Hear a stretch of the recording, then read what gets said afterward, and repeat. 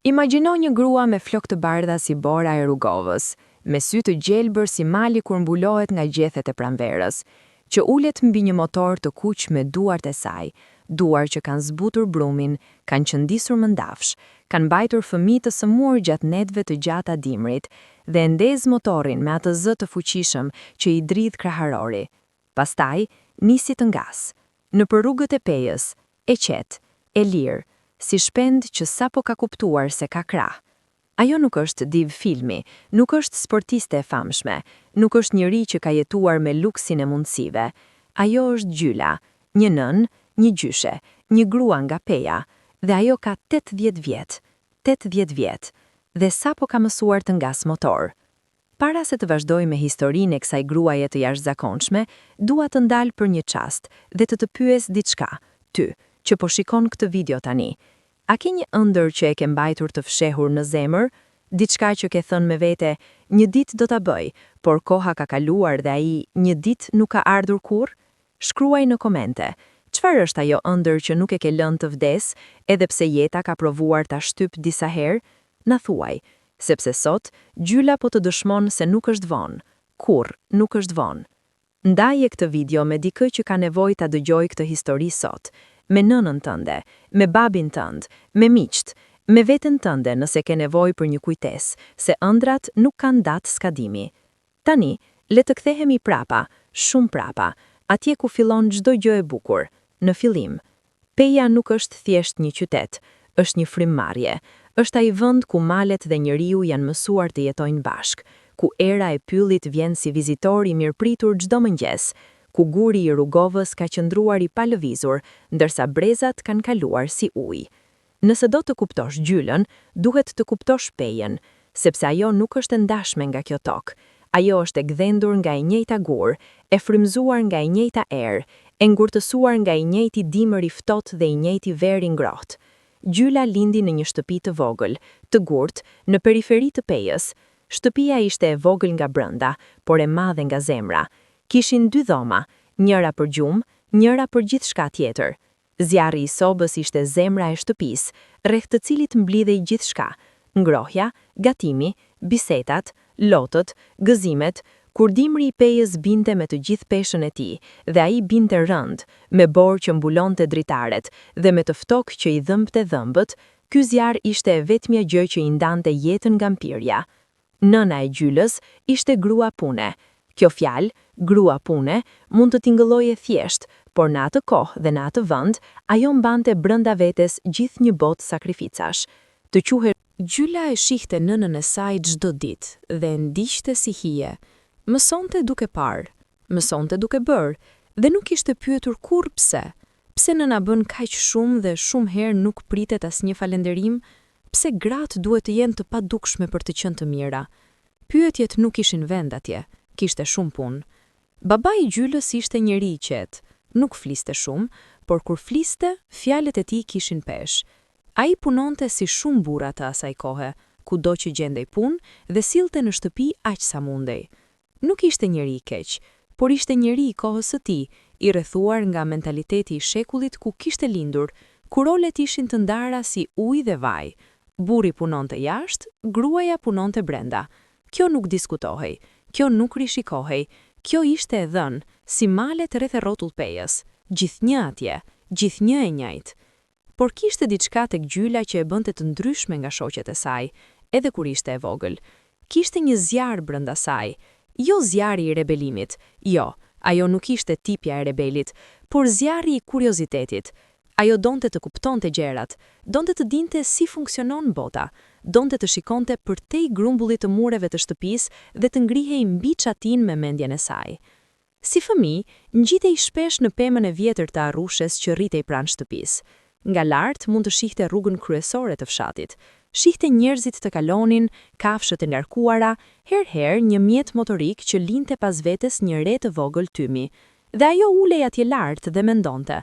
Mendonte për vendet e tjera, për njerëzit e tjerë, për gjërat që ekzistonin jashtë horizontit të saj.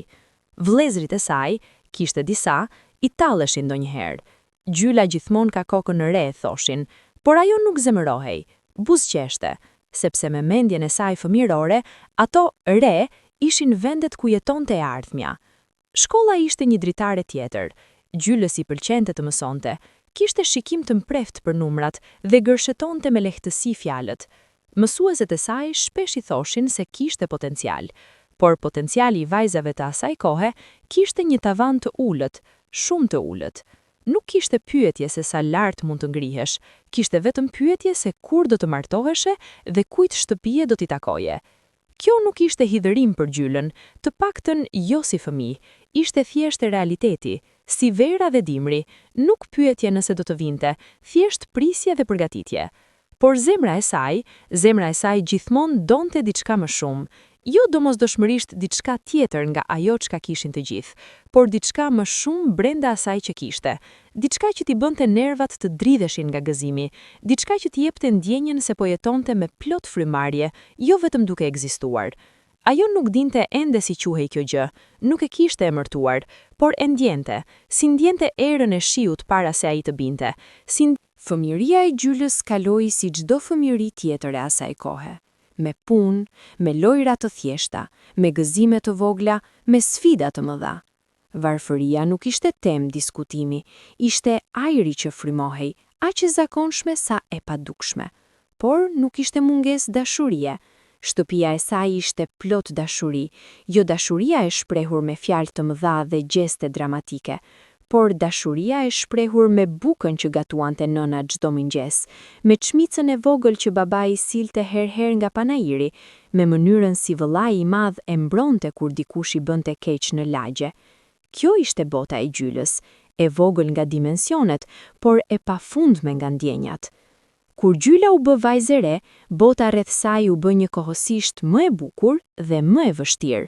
Më e bukur sepse ajo vetë kishte lulëzuar, ishte bërë grua me sy të ndezur dhe me buzëqeshje që ndriçonte si dielli kur del pas malit.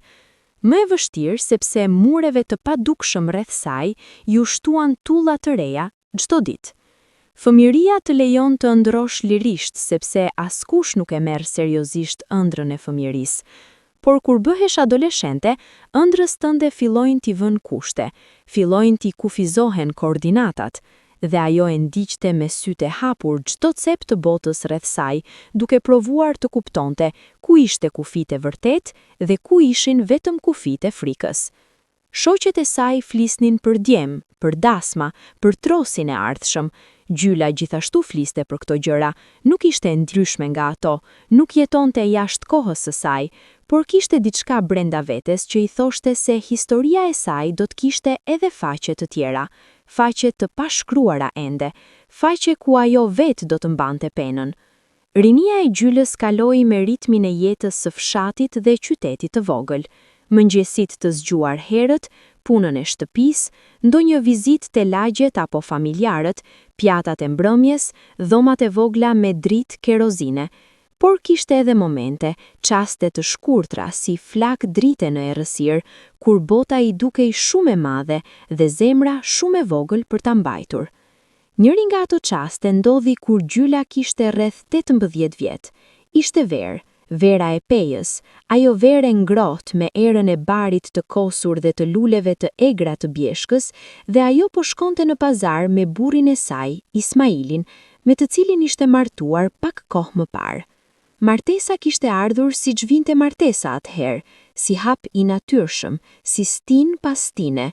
Ismaili ishte djali mirë, punëtor, korrekt, nga familje me emër, dhe Gjyla nuk ishte ardhur në martesë me zemër të sëmur, kishte ardhur me hap të sigurt, me kuptimin se jeta kishte po këtë formë dhe ajo do ta plotësonte atë formë me gjithë veten e saj. Por atë ditë në pazar ndodhi diçka. Erdhi me zhurmë, me dridhje të çargjes, me tym të hollë dhe erë benzine. Kaloi midis njerëzve si shpend në përshi, i lirë, i shpejt, i pa frikë. Ishte një motor. Nuk ishte i madh, nuk ishte special nga sytë e ekspertëve, por për Gjylën, ajo që pa mund të vendoste. Djaftas apo majtas, shpejt apo ngadalë, tani apo nesër. Dukej si dikush tek i cili rruga i takonte atij, jo anasjelltas. Gjyla qëndroi dhe ndoqi me sy derisa u zhduk pas kthesës.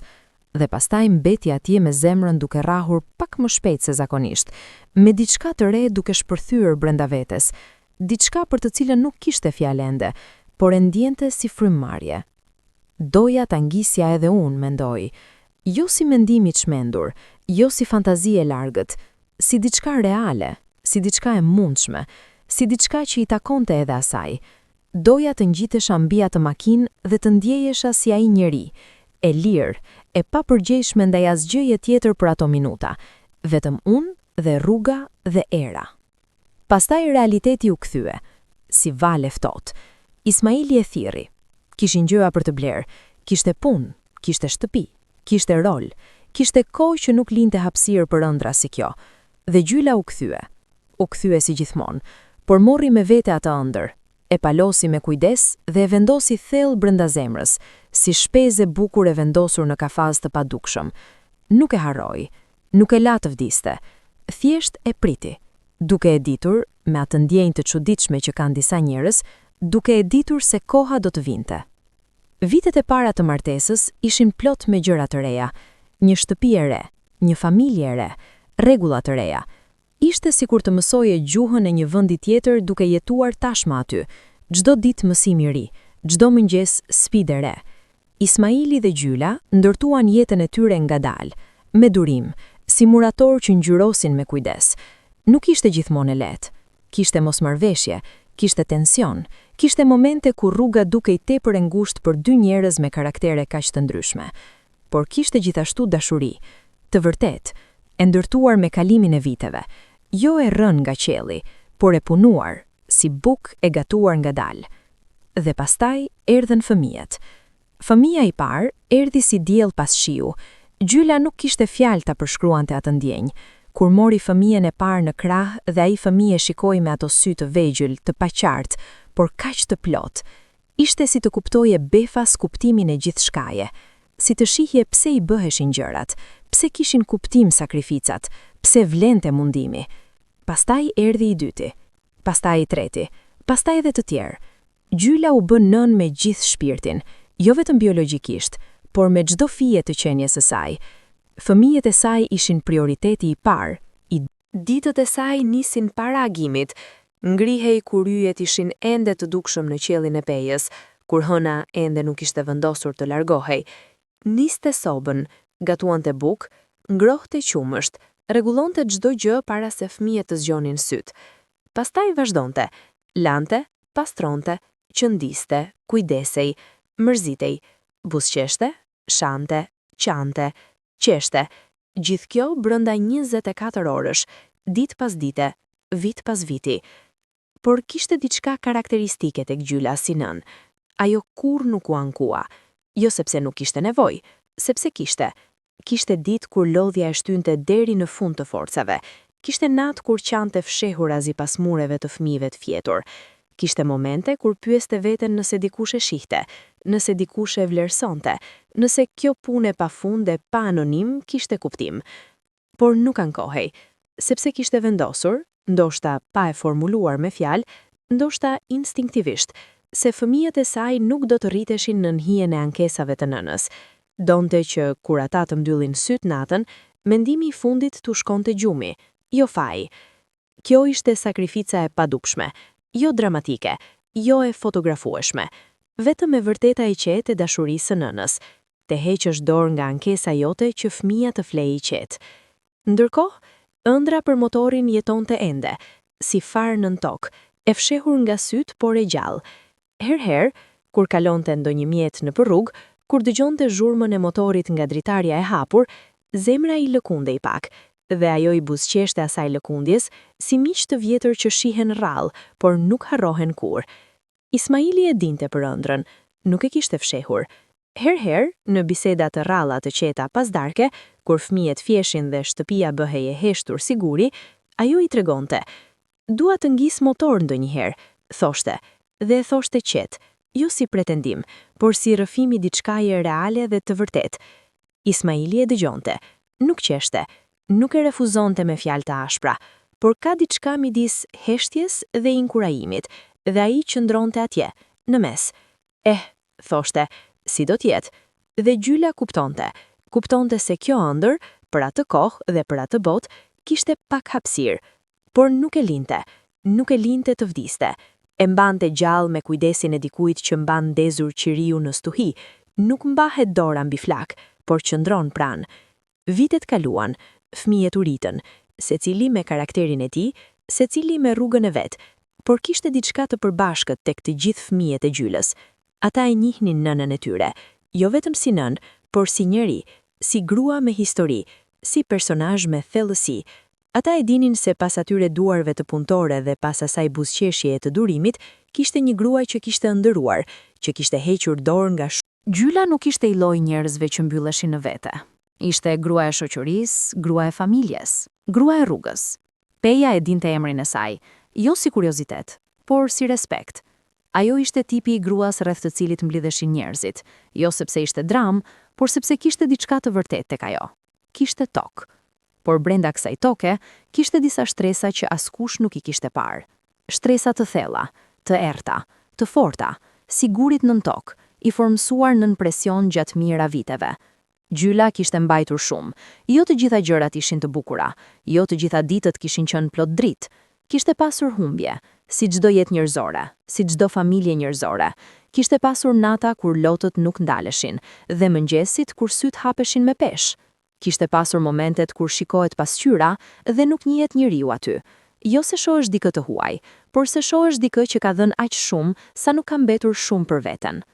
Gjyla kishte kaluar sëmundje, jo vetëm sëmundjet fizike, por ato sëmundje të shpirtit që janë më të vështira se çdo plagë trupore. Kishte kaluar vite kur Ismaili nuk ishte mirë me shëndet, dhe ajo e kujdesej në durim dhe dashuri, pa lënë fëmijët të ndjeshin në mungesë të asgjëje. Kishte pasur momente financiare të vështira, kur llogaritej çdo kuaj, dhe çdo mëngjes i fillonte me pyetjen si do ta bëjmë sot. Kishte kaluar dhembje të humbjes së njerëzve të dashur, prindër, miq, vëllezër. Çdo njëra nga këto sprova kishte lënë shenjë, por shenjat nuk ishin plagë të hapura, ishin shenja si ato të drungut të vjetër, ato linjat e brendshme që dëshmojnë jo dobësinë por forcën, jo thyerjen por zgjatjen.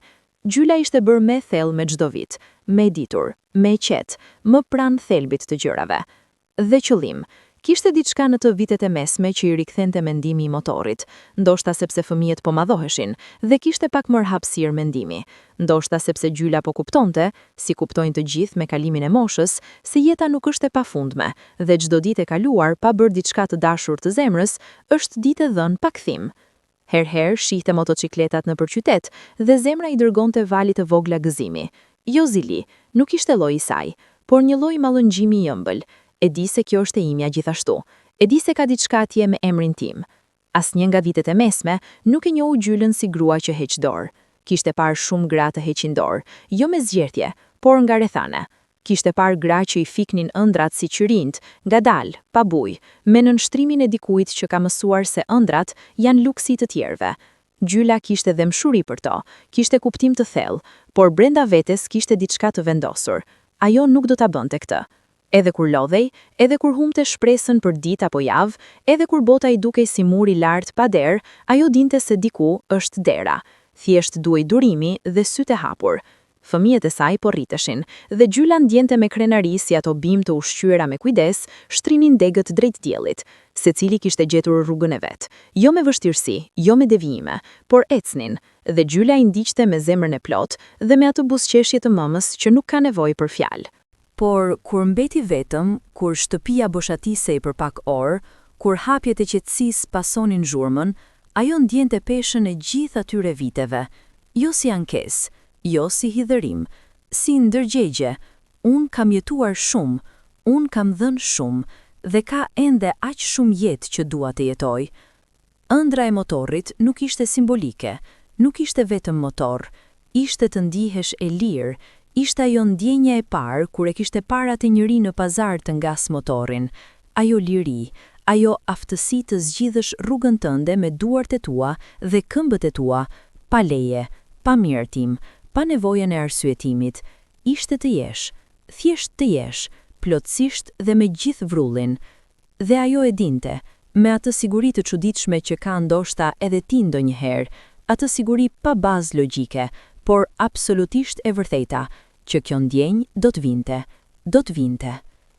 Ka një moment në çdo familje, nëse familja është e ndërtuar si duhet, nëse dashuria ka rrjedhur siç duhet, kur fëmijët kthehen tek prindrit jo si debitor, por si miq, kur relacioni ndryshon, kur fëmia shikon prindrin jo si zot e shtëpisë apo rregullatori botës, por si njeri, si individ me histori, me dëshira, me ëndra të paplotësuara.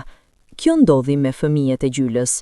Nuk ndodhi në një çast të vetëm dramatik, ndodhi ngadalë, si ngjyrimi i mëngjesit, fillimisht pothuajse i padukshëm, pastaj gjithnjë e më i qartë, derisa papritmas mendon, kur ndodhi kjo?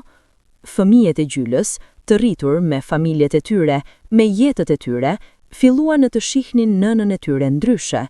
Filluan të shihnin jo vetëm nënën që kishte qenë gjithnjë atje, por gruan që kishte sakrifikuar, gruan që kishte dhënë, gruan që kishte mbajtur ëndrat brenda vetes, pa i lëshuar kurrë.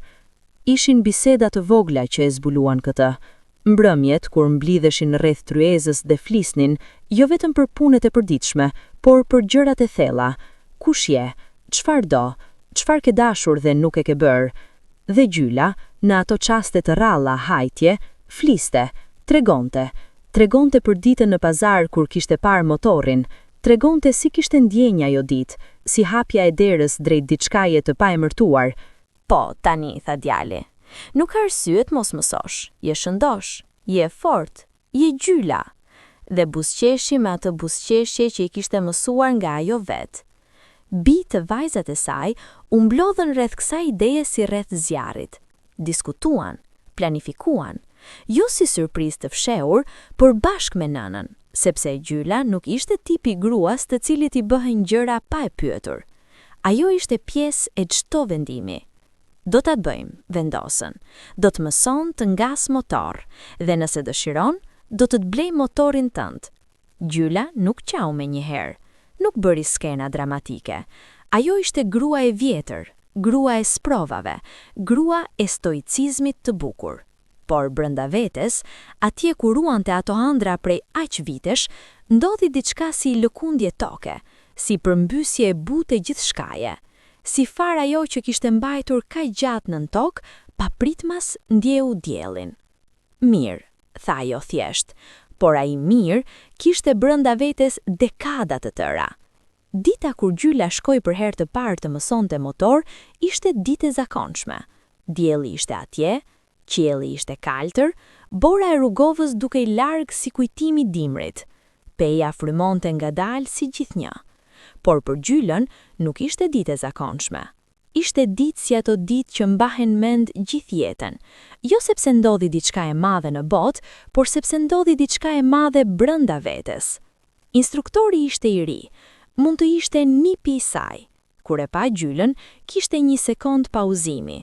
Ai lloj pauzimi kur trupi yt reagon para se mendja të ketë kohë të formuloj fjalë.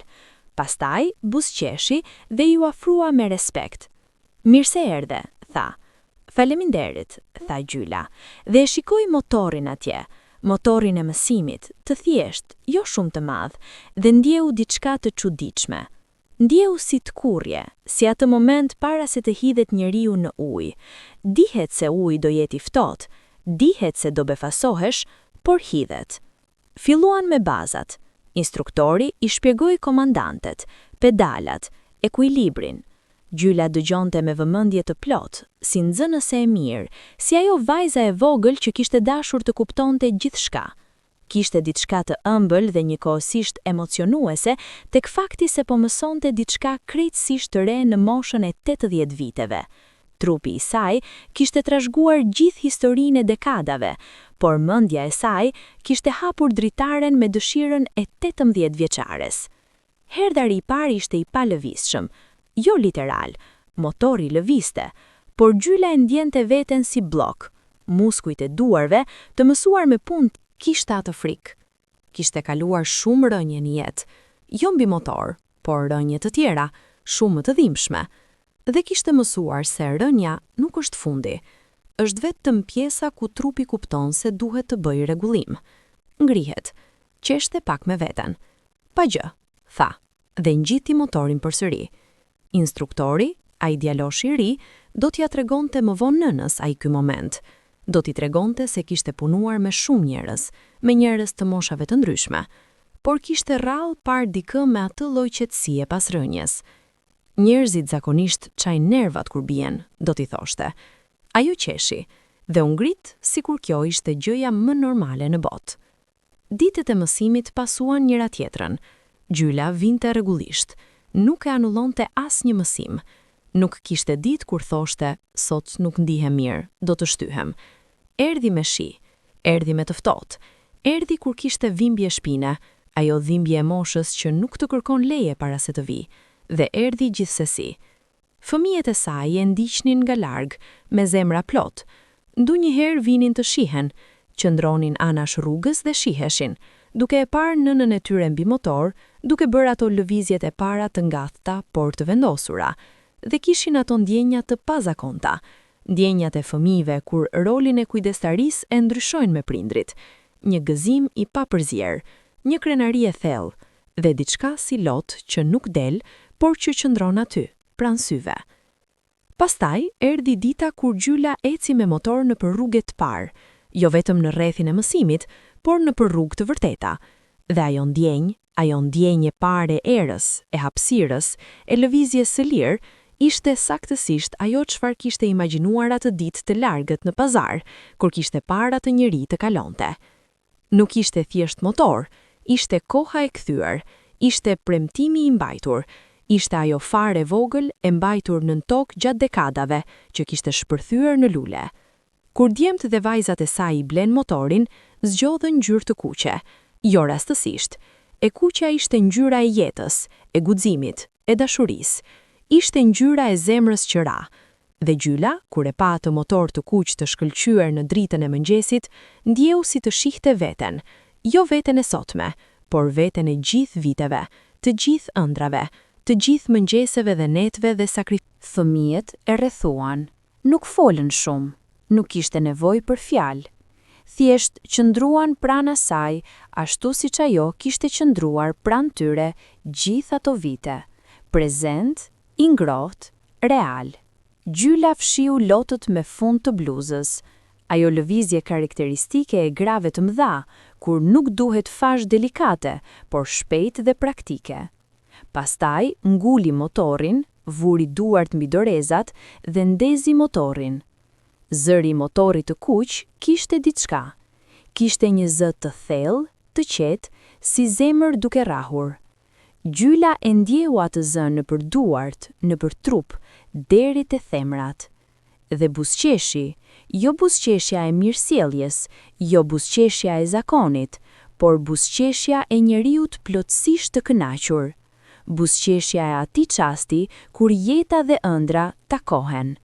Nisi ngadalë nga oborri, fëmijët e ndiqnin me sy. Doli në rrugë, nisi të ngas nëpër rrugët e pejës. Peja ka sy. Kjo nuk është metaforë, është e vërteta e çdo qyteti të vogël, ku njerëzit njohin njëri tjetrin, ku lajmi udhëton me shpejtësinë e erës, ku asgjë nuk kalon pa u parë dhe komentuar.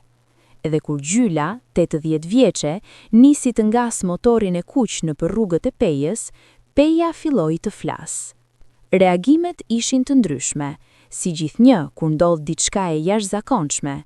Kishte ata që qesheshin, jo me keqdashje, por me atë çudi të befasishme, kur realiteti të kapërcen pritshmëritë dhe nuk di si të reagosh. Qesheshin dhe qeshja e tyre kishte brenda vetes admirim. E dinin, thellë, se kjo ishte gjë e bukur, edhe pse nuk gjenin fjalët e duhura. Kishte ata që ngrisnin vetullat, ata të mentalitetit tradicional që kishin theksuar gjithë jetën e tyre se çdo gjë ka vendin e vet dhe çdo moshë ka aktivitetet e veta. Ata shiheshin, bisedoheshin mes vete. Çfarë i erdhi asaj, në atë moshë? Por edhe në zërin e tyre, nën kritikën, kishte diçka si shijen e ilaçit të hidhur që shëron. E dinin se Gjyla kishte bërë diçka guximtare dhe kjo ndjenjë nuk largohej lehtë. Kishte ata që qëndronin dhe duartrokisnin. Ishte ato njerëz dhe janë gjithnjë në çdo vend, në çdo kohë, kur shohin guximin të manifestohet, zemra u hapet automatikisht. Ata ishte prindrit e rinj me fëmijë në krah. Ata ishte të moshuarit e tjerë që ndjenin si kipte diçka brenda vetes. Ata ishte vajzat e reja që shihnin dhe mendonin, nëse ajo mund, unë pse jo? Por reagimi më i fuqishëm nuk ishte asnjë nga këto. Ishte reagimi i një gruaje të moshuar që qëndronte para dyqanit të saj duke shitur barishte dhe fruta, ashtu siç kishte bërë çdo ditë për dekada. Kur pa Gjylën me motor, qëndroi. Duart i ndaluan punë. Rrjetet sociale e morën historinë. Dikush e filmoi Gjylën, dikush i ri, me telefon, duke kaluar rrugës, dhe e ngarkoi. Video u përhap shpejt, komentet erdhën me val. Kjo gruaja është inspirimi vërtet. 80 vjet dhe motor, unë nuk kam guxim as me 30. Ëndrat nuk kanë mosh, ky video ma provoi sot. Nëna ime duhet ta shikoj këtë. Kjo është Peja, kjo është Kosova, kjo është Ejona. Gjyla nuk i lexoi të gjitha komentet, nuk ishte tipi i saj të kaloj kohën nëpër ekraneve të telefonave, por fëmijët i tregonin si njerëzit nga gjithë Kosova dhe nga diaspora, nga Shqipëria, nga Maqedonia e Veriut, nga vende ku shqiptarët jetonin, po flisnin për të, po ndiheshin të lidhur me historinë e saj. Gjyla dëgjonte dhe pas çdo tregimi thoshte diçka si po mirë, jo me mospërfillje, por me atë qetësi të dikujt që nuk ka bërë asgjë për famë, ka bërë diçka thjesht sepse donte ta bënte, dhe nëse ndihmon të tjerët, kaq më mirë. Por brenda kishte gëzim i pastër, i sinqert, pa lloj korrupsioni.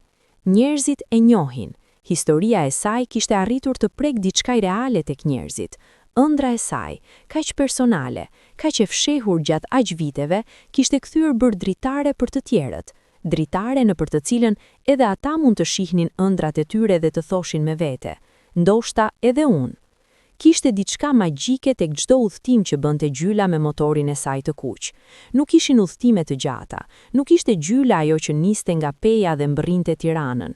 Ishin udhtime të qytetit, të rrugëve të njohura, rrugëve ku kishte ecur me këmbë për 10 vite, por e njëjta rrugë kur kalon nëpër të me motor, bëhet rrugë tjetër. Nga motor bota hapet ndryshe, nuk e xhamin e makinës midis teje dhe ajrit, je direkt brenda ti. Era vjen si përqafim i papritur.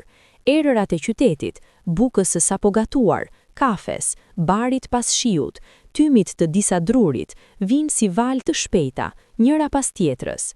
Zhurmat janë më pranë, zërat e njerëzve, këngjimet e zogjve, tingulli këpucëve mbi asfalt. Gjyla ndjente të gjitha këto me intensitet të madh, ndoshta sepse kishte pritur kaq shumë, ndoshta sepse shqisat kur u jepet diçka e re dhe e dëshiruar, hapin sytë e tyre brendshëm plotësisht. Çdo udhtim me motor ishte eksperiencë totale, jo thjesht lëvizje nga pika A. Mendonte për jetën e kaluar, me dashuri, jo me pendim. Çdo sakrificë kishte vlen, çdo natë e zgjuar kishte vlen. Çdo herë që kishte vënë të tjerët para vetes, kishte vlen, sepse fëmijët e saj ishin mirë, kishin familjet e tyre, kishin jetët e tyre, dhe ata kishin ardhur të qëndronin pranë saj tani, duke i kthyer diçka nga ajo dashuri me interes të butë.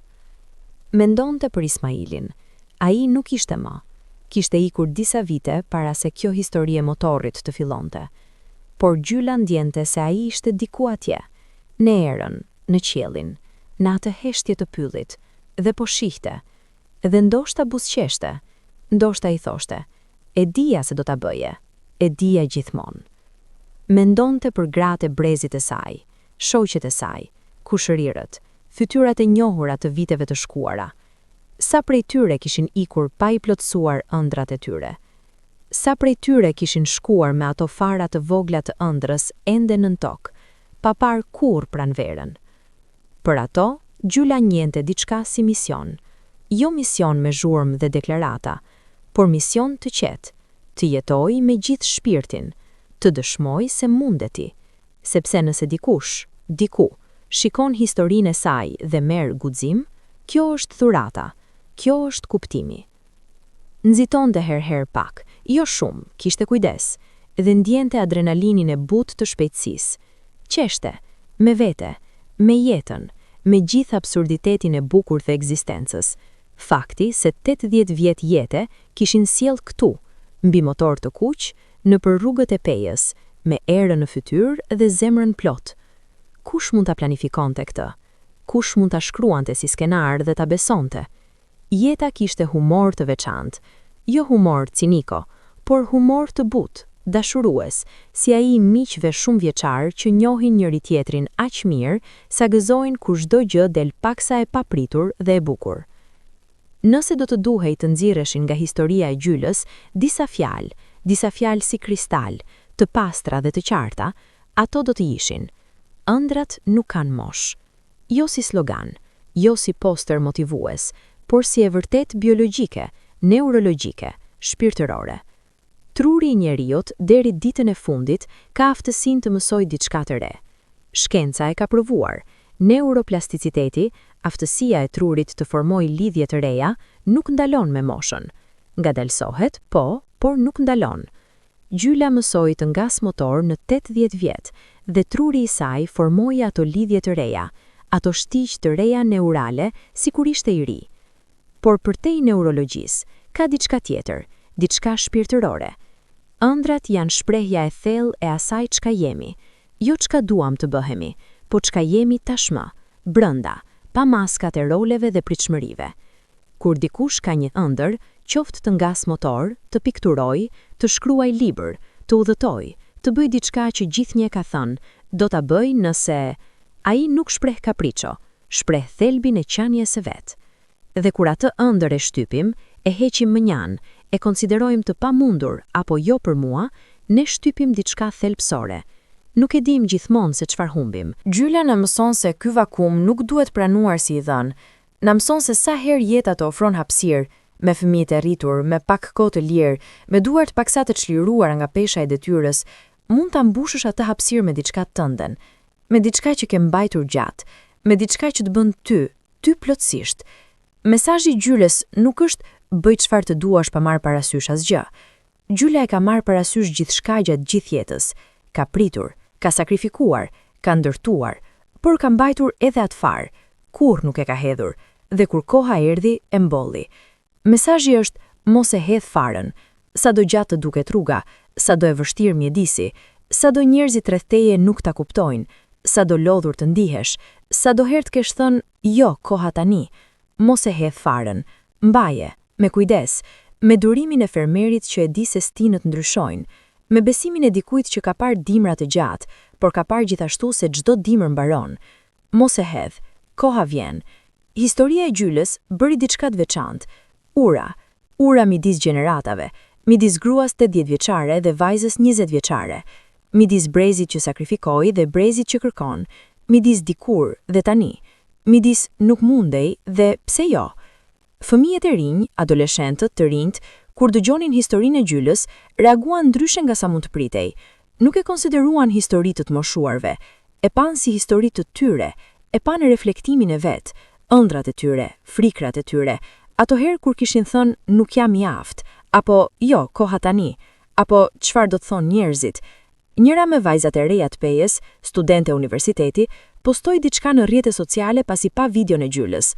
Unë po dreqis mbi studimet sepse nuk jam e sigurt, dhe kjo gjyshe sapo i provoj gjithë botës se nuk ka arsye të mjaftueshme për të hequr dorë. Faleminderit zonja Gjyla. Ky postim mori shpejt shumë reagime. Të tjerë poshtonin historitë e tyre, ëndrat e tyre, masat e tyre. Kishte katarsis kolektiv. Atloj momenti kur njerëzit ndjejnë se nuk janë vetëm në luftën e tyre me dyshimin dhe frikën. Gjyla, e cila nuk e dinte për këtë postim fillimisht, kur e mori vesh nga fëmijët e saj, qeshi dhe tha: "Unë nuk kam bërë asgjë të veçantë, kam gjitur motor, kaq." Por fëmijët i shpjeguan: "Nuk është thjesht motori nën, është gjithçka pas motorit, është gjithë historia, është mënyra si ke jetuar." Dhe Gjyla u mendua. Pastaj tha diçka që fëmijët e saj do ta mbajnë mend gjatë. Nëse historia ime i bën të rinjt të besojnë në veten e tyre, kjo është gjëja më e bukur që mund të më ndodh pas motorit. Ktu ishte zemra e saj. Kjo ishte gjyla e vërtet, Jo ajo mbi motor, spektakulare dhe fotografueshme, por ajo gruaja e thellë, dashamirëse, që kishte dhënë gjithë jetën dhe gjithnjë kishte gjetur kuptim në dhënien.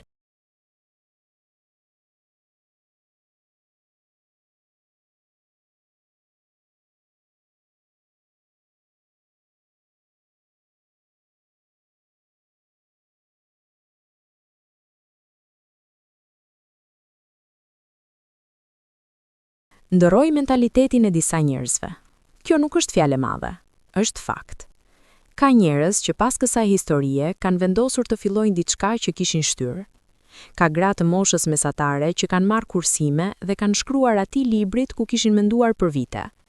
Ka pleq që kanë dalë dhe kanë bler instrumentin muzikor të ëndërruar. Ka nënë që kanë lejuar veten pak kohë, pak hapësirë për veten. Ky është efekti i valëzimit të guximit të një njeriu. Kur dikush bën diçka me zemër të vërteta, jo me performancë, ato vala nuk ndalojnë. Prekin bregdete të largëta. Prekin zemra që asnjëherë nuk do të takosh personalisht. Prekin ëndra që asnjëherë nuk do I mësosh. Gjula e dinte gjithë jetën diçka që shumë njerëz mësojnë vonë apo kur. Jeta ecën në cikle, si stinët, si malet që kanë borë dimrit dhe lule pranverës, si dita dhe nata. Ka kohë për mbjell dhe kohë për korr. Ka kohë për dhënë dhe kohë për marrë. Ka kohë për fëmijëritë dhe koha për veten. Ka kohë për sakrificë dhe kohë për liri. Gjyla kishte kaluar stinët e saj dhe tashmë ishte në stinën e lulëzimit të vonë, jo të fundit, por atë lulëzim special të vjeshtës, kur lulet janë intens dhe ngjyrat janë të plota dhe dielli ka atë cilësi të veçantë të dritës së tërthor. Vjeshtë e jetës nuk duhet të jetë metaforë, përfund. Shumë njerëz e trajtojnë plakjen si prolog të vdekjes. Gjyla e trajtonte si kapitull të veçantë, kapitull me karakteristikat e veta, me bukuritë e veta unike, me liritë e veta specifike. Kishte liri të reja në moshë, kishte gjëra që fëmijëria dhe rinia nuk I kishin lejuar. Kishte lirinë e të thënit jo pa arsyetim të gjatë. Kishte lirinë e të mos patur nevojë për miratimin e askujt. Kishte lirinë e të shijuar çdo mëngjes si dhuratë, jo si detyrim. Gjyla e kishte kuptuar këtë thellë, se plakja nuk ishte humbje e jetës, por transformimi I saj. Siç bëhet vera gushtat e nxehtë dhe pastaj vjen septembri me ajrin e tij të pastër dhe dritat e tij të oblik dhe frutat e pjekura, kështu ishte edhe mosha e saj. Pjekuria kishte sjell qartësi, qartësia kishte sjell liri dhe liria kishte sjell motorin. Kjo rrugë nuk ishte e drejtë. Askush nuk e ecën rrugën e jetës në vit të drejtë, dhe çdo kush që pretendon se ka ecur I drejtë, ose gënjen, ose nuk ka jetuar. Gjyla kishte devijuar, kishte rënë, kishte humbur rrugën ndonjëherë. Kishte pasur vite të errta dhe vite të ndriçuara, vite të mbushura me kuptim dhe vite kur pyetja pse nuk kishte përgjigje të lehtë. Por kur nuk kishte ndaluar. Ky ishte sekreti. Jo se kishte diçka të jashtëzakonshme, nuk kishte fuqi super njerëzore, nuk kishte imunitet ndaj dhimbjes, nuk kishte formulë magjike, por kishte vendosur dikur shumë herët se ndalimi nuk ishte opsion, jo sepse ndalimi ishte I turpshëm, por sepse kishte jetë përpara dhe ajo dashuronte jetën shumë për ta lënë në mes.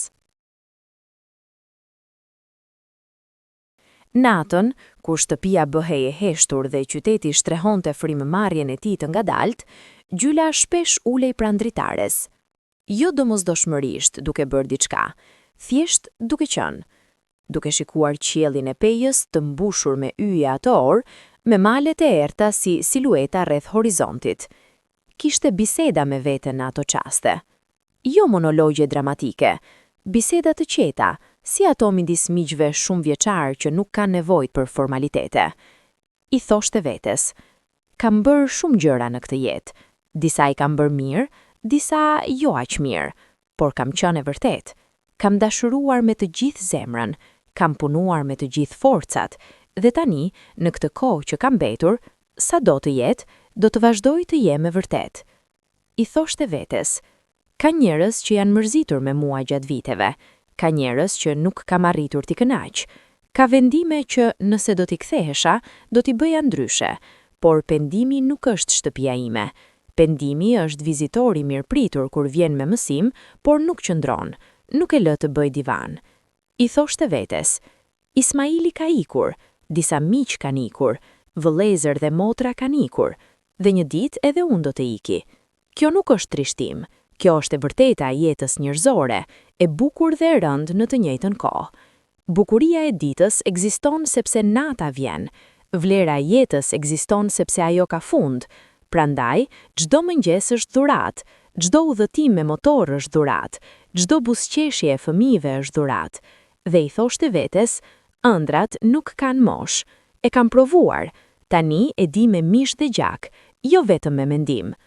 Këto biseda nuk i tregonte askujt, ishin të saj, por ato ndërtuan atë qetësi të thellë që njerëzit e ndjenten kur ishin pranë gjylës.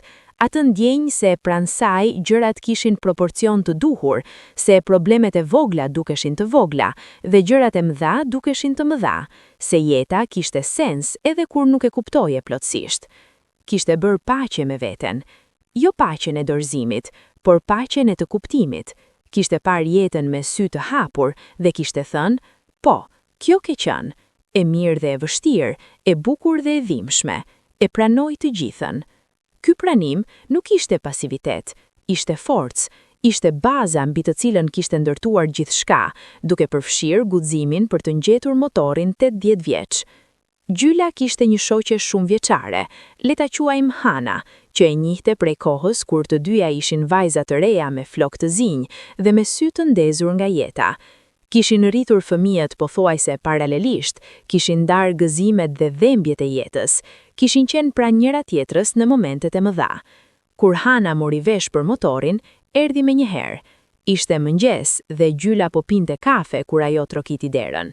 Hyri, ul, shikoi Gjylën dhe pastaj qeshi me atë të qeshuren e tyre të vjetër, të qeshuren e dikujt që njeh mikun aq mirë sa nuk ka nevojë për preambul. E dia, tha Hana, e dia se do ta bëne ndonjëherë. Qëndruan kështu për pak. Dy gra të moshës, me flokët e bardha dhe me sy të mbushur me gjithë ato vite të ndara, dhe në heshtjen e tyre kishte diçka shumë të vërtetë. Kishte gjithë ato vite, kishte gjithë ato biseda, kishte gjithë ato momente kur njëra e kishte mbajtur tjetrën. Do të vish me mua ndonjëherë? Pyeti Gjyla, duke aluduar për një udhëtim me motor. Hana e shikoi. Unë jo mbi motor, tha, por do të jem gjithnjë këtu kur kthehesh. Dhe kjo ishte e mjaftueshme. Madje ishte gjithçka, sepse miqësia nuk kërkon gjithnjë të bësh të njëjtën gjë. Kërkon të jesh atje, kur kthehet miqja, kur kthehet me erë në flok dhe gëzim në sy dhe të dëgjosh me vëmendje ndërsa tregon. Hana dëgjonte, çdo herë, dhe Gjyla tregonte ndjenjen e erës, ndjenjen e rrugës, ndjenjen e asaj lirisë specifike. Dhe Hana dëgjonte me ato sy të ngrohtë dhe thoshte, vazhdo, dua të dëgjoj. Kjo miqësi ishte edhe ajo pjesë e historisë, sepse Gjyla nuk kishte arritur këtu vetëm, asnjë njeri nuk arrin diku vetëm. Kishte fëmijët, kishte Hanën, kishte komunitetin, kishte gjithë ata njerëz që kishin qenë rreth saj si gur të ndërtimit, jo gjithnjë të dukshëm, por gjithnjë esencial. Ka njerëz që bëhen legjenda pas vdekjes. Gjyla ishte bërë legjendë gjallë, diçka edhe më e rrallë. Në përlagjet e Pejës, historia e saj kishte marrë formën e atyre historive që tregoheshin te tavolina e darkës. Nënat i tregonin fëmijëve, gjyshet i tregonin nipave, miqt i tregonin miqve. Dhe çdo herë që tregohej, mërte pak nga ngjyra e narratorit, pak nga interpretimet e veta, por bërthama mbetej e njëjtë. Kishte një grua, kishte ëndërruar, kishte pritur dhe kur koha erdhi, nuk hezitoi. Kjo bërtham, kjo ëndër e mbajtur, ky durnim i çmendur, ky guxim i vonë por i plot, kishte diçka universale. Nuk ishte historia e vetëm Gjylës, ishte historia e gjithë atyre njerëzve që kanë mbajtur diçka brenda vetes dhe ende nuk e kanë lëshuar. Historia e gjithë atyre që qëndrojnë pranë dritares dhe mendojnë, kur do të jetë e imja? Dhe kjo universalitet, ky pasqyrë kolektiv, ishte fuqia e vërtetë e historisë. Gjyla nuk kishte shkruar libër, nuk kishte mbajtur ligjërata, nuk kishte bërë fushata motivuese. Kishte thjesht jetuar, me të gjithë kujdesin e vetes dhe me të gjithë dëshirën e zemrës, dhe kjo kishte qenë e mjaftueshme për të lënë gjurmë. Ky është mësimi i fundit dhe ndoshta i rëndësishmi. Nuk duhet të bësh gjëra të mëdha për të lënë gjurmë të mëdha. Duhet të jesh i vërtet, duhet të jetosh me zemër të hapur, duhet të mbash ëndrat dhe kur koha vjen, të mos lejosh frika ta bllokojë hapin.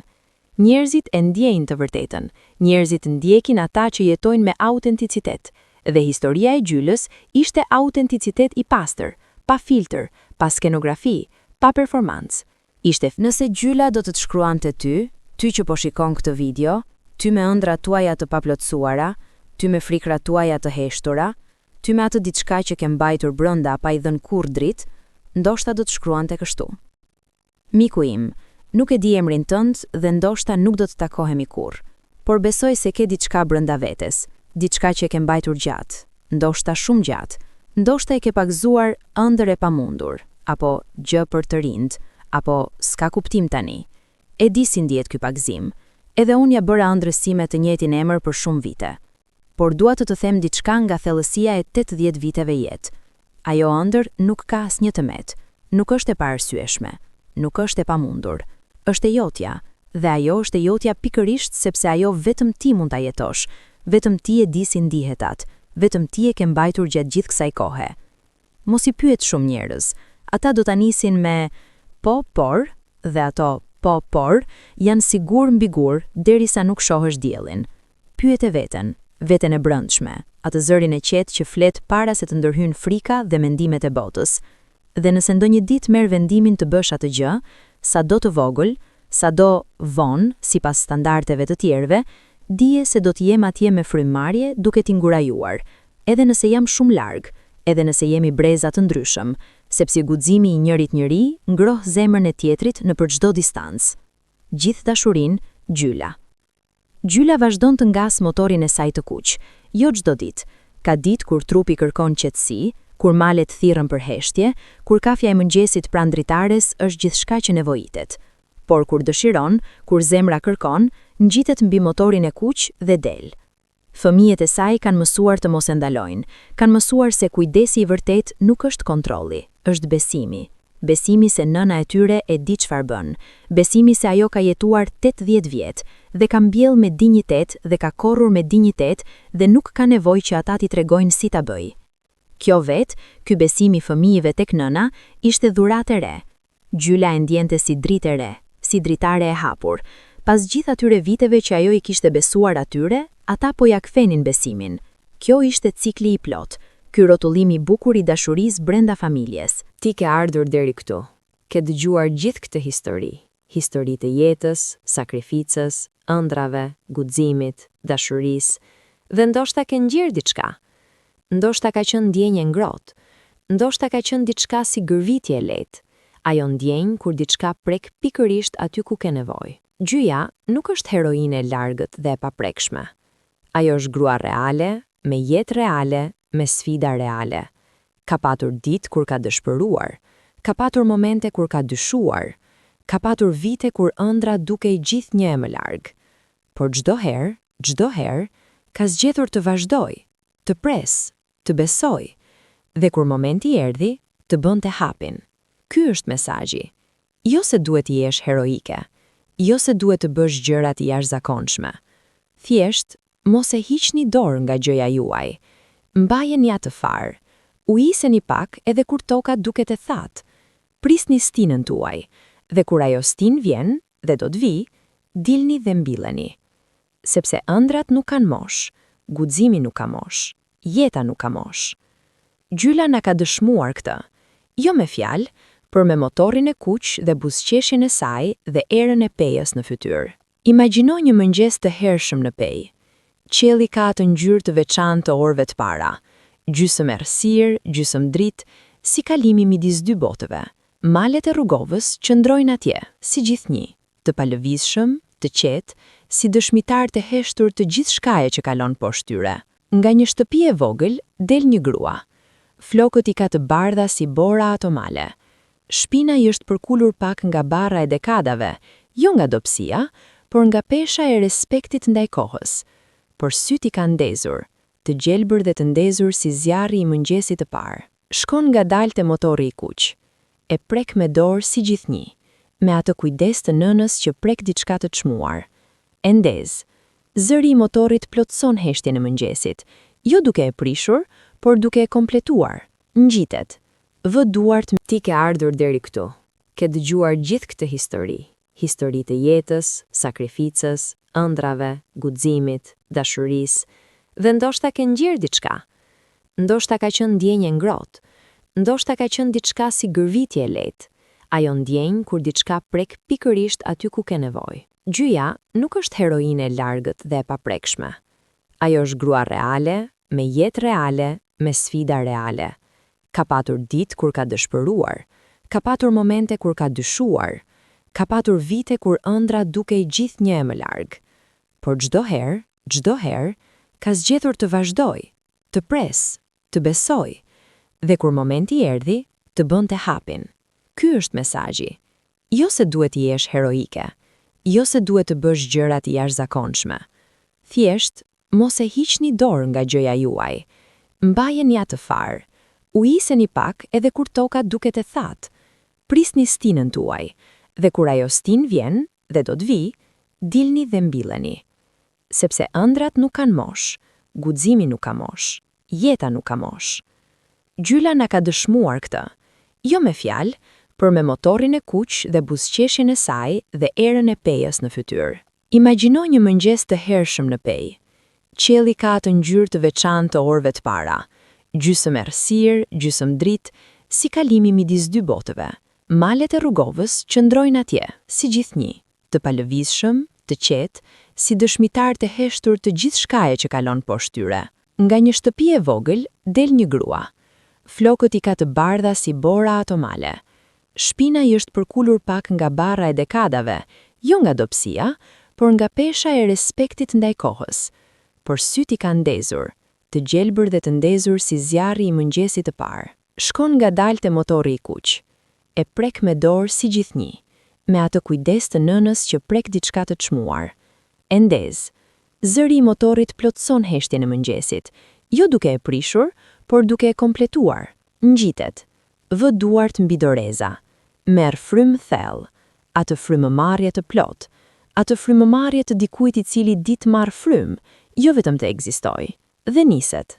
Nëpër rrugët bosh të mëngjesit, nëpër pejen e gjumit, nëpër ajrin e pastër, me erpini dhe kafeje dhe guri të jagur, nëpër dritën e parë që zbret ngadalë nga mali dhe e prek gjithçka me gishtat e tij të artë. Ajo nuk nxiton, nuk ka ku të nxitojë, nuk ka orar, nuk ka rrugë të caktuar, ka vetëm tani.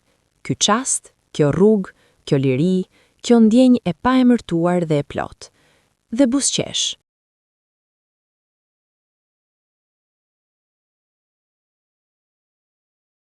Buzëqeshja e dikujt 80 vjeç që di gjëra për jetën që të rinjt ende nuk i din. Buzëqeshja e dikujt që ka sakrifikuar dhe ka dashuruar dhe ka humbur dhe ka fituar dhe ka vazhduar. Buzëqeshja e dikujt që mbante farën dhe pa pranverën. Buzëqeshja e gjylës, gruas nga peja, gjyshes, nënës, ëndrrëmtarit të vonë e të guximshëm, është bukuria e plotë e ekzistencës njerëzore. Fakti se jeta ka kuptim, se guximi ka vlerë, se ëndrat meritojnë kohën e tyre, se kur nuk është vonë. Kur nuk është vonë. Faleminderit që dëgjuat historinë e gjylës. Nëse kjo histori ju preku, shkruani në komente. Çfarë është ëndra juaj, ajo që e keni mbajtur gjatë? Ndajeni me ne. Dhe ndajeni këtë video me dikë që ka nevojë sot ta dëgjojë mesazhin. Ëndrat nuk kanë mosh. Mirupafshim, deri herën tjetër.